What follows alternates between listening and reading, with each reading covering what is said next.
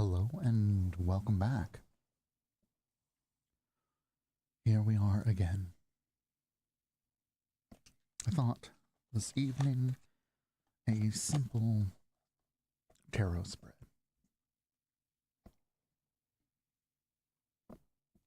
for the week ahead. I'm very glad that rhymed. So if you want to just start settling in.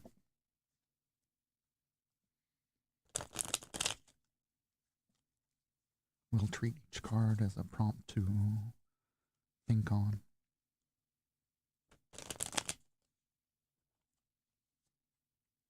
Chew on a little bit.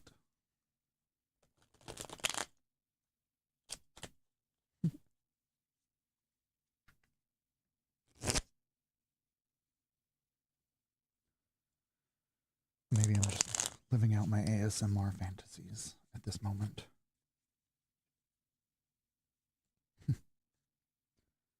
Okay.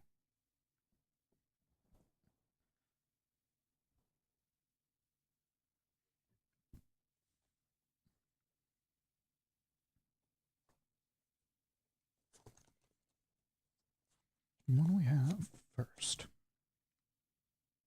We have, excuse me. We've got the King of Pentacles to start us out, and I can already tell that that's going to be not a money headache, but a shifting of priorities with money rising to the top. Who isn't, who doesn't, universal, but then I think it's more talking about go mode and do the things mode. With the Two of Pentacles on top. Holding the, doing the first half of the Celtic Cross, by the way. So, 6-card draw. Second is Two of Pentacles. Juggling. And heeding the call of the winds that want to help you sail somewhere you would like to go. So perhaps our mind could be a little foggy with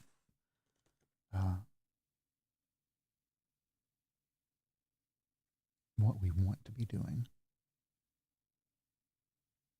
and how that could even be possible. But let that uplift and inspire you rather than hold you down in this next week. Because there are, you have talents that are already associated with the things you want to be doing, even if the bridge has not been built yet to do that. I don't want to say something as cliche as work-life balance, but in that that with the King of Pentacles is given a little hustle culture, like flow. Flow, my friends, we all need to flow. Something we're sort of dragging along with us is a reluctance as well as impatience. So, thinking back to any of the times, any of the many times where you're timid, but also over your own BS. As if like, oh, that old trauma cycle again. Look at you. And then we have the Three of Pentacles right now, kind of indicating what we're going through. There are maps drawn out. There are figures looking at them, almost authenticating them. And I know my OCD loves to hear something like, the details matter. Or there's a level where details are to be appreciated, but you can push yourself too far into overwhelm with all of these little imperfections that may or may not be there. And so being able to self edit is fine, but being stuck in a loop of perpetual micromanagement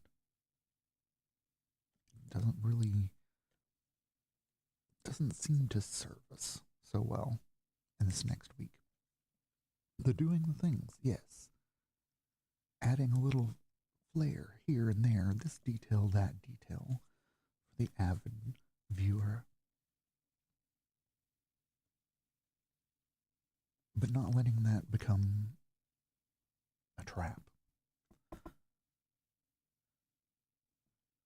Headed into the Nine of Swords. Well, yay. It has something nightmarish on the card, but I don't think it's talking to the struggles, the regular struggles. More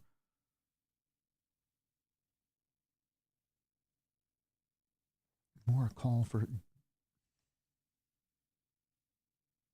I want to say, discrimination, like spiritual discrimination. Like, is this a message? Is this rooted in fear, or is this decision in love, coming from love? Is the question coming from the place that already knows? And so, in that way, again, like the card before, it can be taken over into obsession.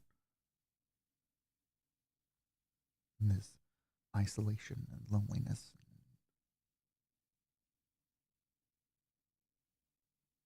etc., etc. Those deep dark down ends. But that's going to be an important question moving forward. Is, am I doing this out of love or fear? And making the adjustments one needs to make. The little, backwards to the Three of Pentacles, the little details. And that little detail may be in the way that you talk to yourself in the morning. It could be a variety of things, right? And then we're pulling in from the far future a bit of overworked but manageable.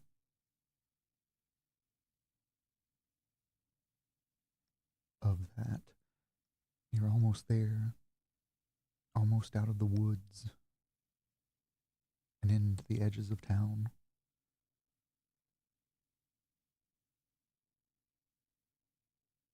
With stories and what one could call trophies or supplies. The travel into the dark was necessary for precious, precious inner resources. Because when we see wands, especially in this Ten of Wands, we are reminded that wood burns, that fire is a fuel, and that there are multiple fires within us. The digestive fires, our passions, drives, dreams. But right now it looks like headed into a little bit more exhaustion, but almost done. So, looking back over them all,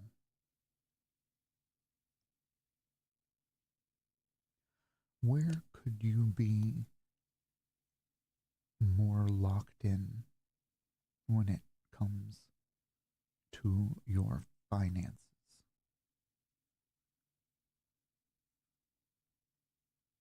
What can you already do well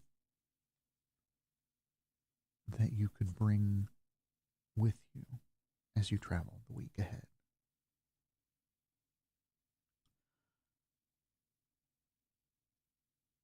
How do moments of conflict, of inner hesitation and impatience, how do they resolve with one another?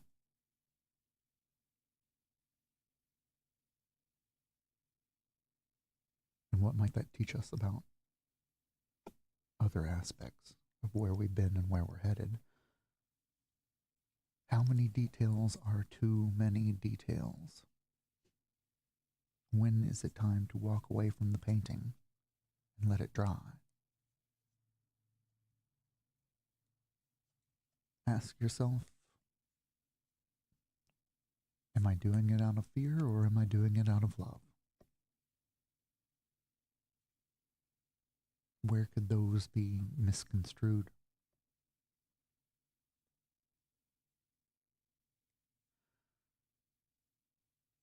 And even though it might feel like going back into the woods to look for the dark experiences had therein, when will you finally let yourself relax? Can the goal be closer than you thought it was?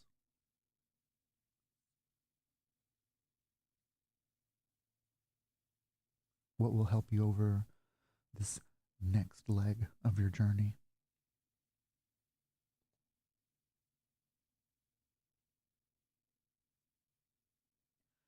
For a moment, just let your mind think the thoughts that it's going to think in reaction to the words it just heard. Rhyming again. Just sit with the breath. Let it become smooth and deep, and give your mind permission to have thoughts. Rather than stopping them, invite them and sit back and watch as they dance and play in the mind's eye, in the inner feelings and sounds, the mindscape.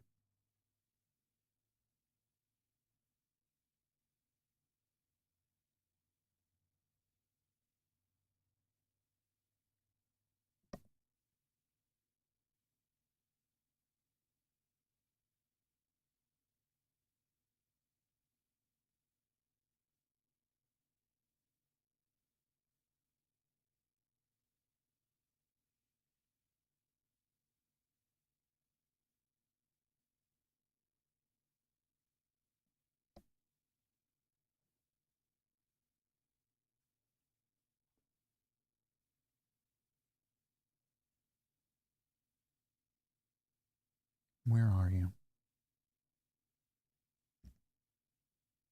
Where's your practice?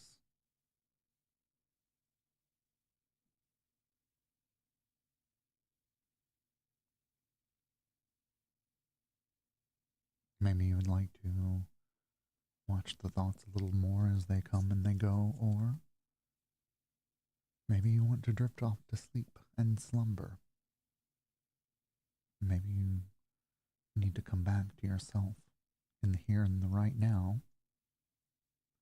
Whichever is true. Blessings on the continuation of your journey. Feel good, feel well, be happy. I'm going to say Lake Santosh out. That's a silly thing. Sweet dreams.